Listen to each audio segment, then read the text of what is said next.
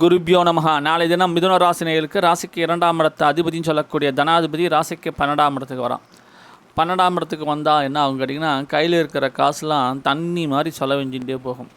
இருந்தாலும் யாருடைய நட்சத்திர கால் பழங்கும்போது ராசிக்கு 11ஆம் இடத்து அதிபதியோட நட்சத்திரம்.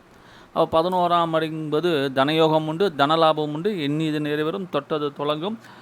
6ஆம் இடத்து அதிபதியுடைய நட்சத்திரம். 6ஆம் இடம் அப்படிங்கிறது தொழில் ஸ்தானம்.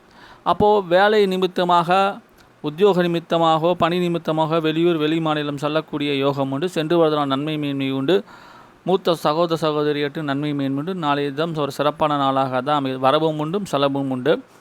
நாளைக்கு இரவு 8:26 மணி அளவில் பார்க்கும்போது உங்களுக்கு சூரிய பகவான் மேஷத்துக்கு வரார். அப்போ நாளைக்கு தான் 8:26 விஷு புண்ணிய காலமும் புது வருஷ பிறப்பு பிறக்கிறது. அனைவருக்கும் புத்தாண்டு நல்வாழ்த்துக்கள்.